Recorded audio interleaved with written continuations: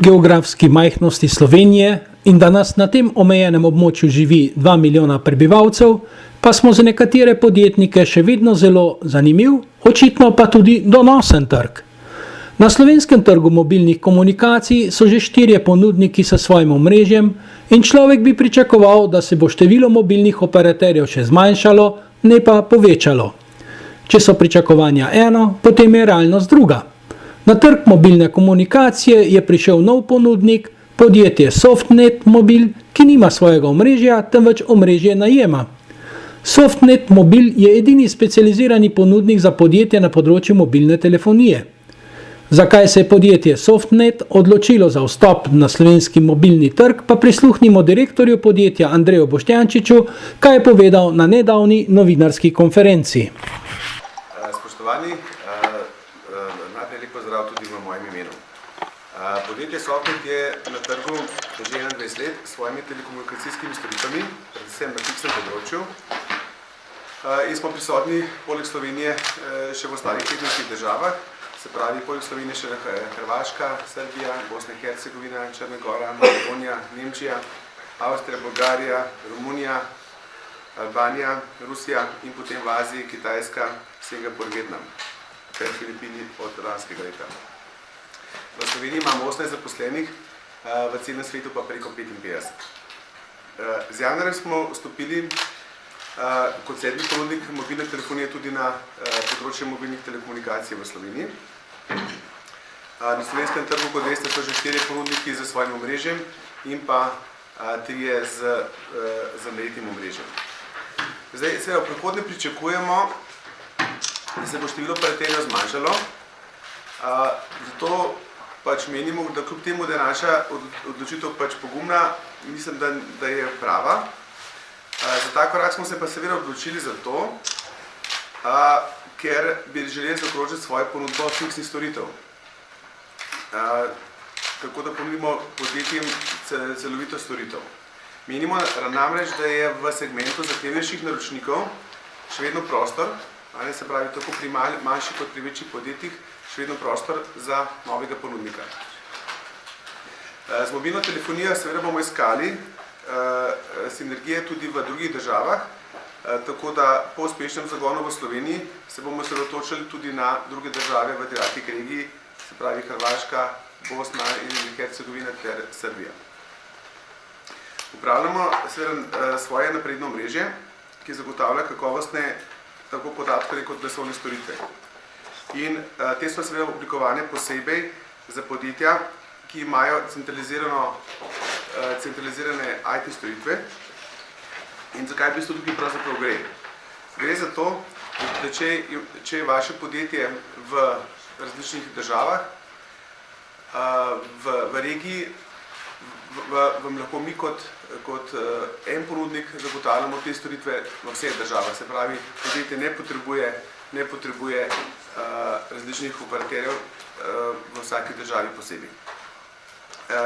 In naša največja prednost je v tem, da lahko prav vsakemu podjetju, od malih do velikih, zagotovimo celostne telekomunikacijske storitve. Tako fiksne, podatkovne, glasovne, kot tudi mobilne podatkovne in glasovne. In med vsemi ponudniki v Sloveniji se upam trditi, da to Adriatic regijo, ali pa če želite imenovati področje bivše Jugoslavije, najbolj celovito pokrivamo. Smo zelo prilagodljivi, fleksibilni in odzivni. In to mislim, da bo ena od naših največjih prednosti. Poleg tega pa seveda smo pripravljeni prilagoditi podjetjem, vsakemu podjetju svojo ponudbo. Naše stranke dobijo vso podporo na enem mestu. Se pravi, ne glede na to, če je stranka prisotna v večjih državah, lahko komunicira na enem kontaktnem mestu za vse države, tako glede administrativnih zadev, kot tudi tehničnih zadev. Zdaj, seveda, za vsako stranko znamo tudi oceniti, kakšni so ti prihranki, tako neposredni, v obliki zmanjšanja nekih stroškov nepotrebnih, kot pa tudi posrednih. In podjetja v Sloveniji se mogoče premalokrat zavedajo, da so te posredni stroški še bistveno večji kot pa ti neposredni. Se pravi, posredni stroški mislimo v temu, da lahko povečamo samo produktivnost in tukaj so največji prihranki. Jaz bom samo par primerov povedal. Imate vi podjetja, ki imajo 6-7, ki so v 6-7 državah, pa imajo 20 operaterjev. Potem recimo podjetje, ki je prisotno v 3 državah, manjše podjetje, pa smo jim samo zložili skupaj fiksno telefonijo, pa so bili mesečni prihranki takoj tam že 100-200 evrov in tako dalje in tako dalje. Tako da teh možnosti za napredovanje in pa izboljšanje storitev vidimo, da je še veliko. Storitve so čedalje bolj kompleksnejše in zahtevajo čedalje več, bom rekel, truda in znanja strani ponudnika. Glejte, tako Softnet kot Softnet vse storitve ponujamo in upravljamo za podjetja. Imamo tudi svoje pooblaščene partnerje, ki ponujajo značne storitve tudi na rezidenčnem trgu, to so predvsem kakšni kabelski operaterji pa sistemski integratorji. Softnet kot mi pa dejansko ponujamo te storitve samo podjetij. Glejte, dejansko realni domet nekoga, ki danes vstopa na trg, mislim, da je nekaj 2-3% tržni delež. Tako da vse, kar je več, bi bil zelo velik uspeh. Predvsem pa ciljamo, kot rečeno, na zahtevnejše uporabnike, se pravi, predvsem na podjetja, ki... Ne, le tako, kot že rečeno, mi ciljamo na zaokrožitev ponudbe predvsem za naše obstoječe stranke.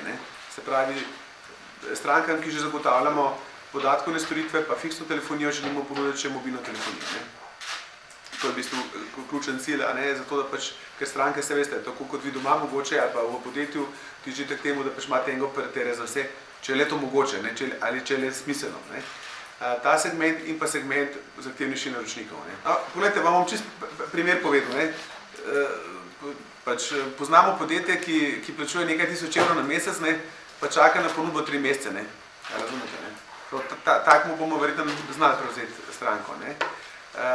Ampak, kot rečeno, nas zanima celovita ponudba za eno podjetje in s tem bomo zaokrožili.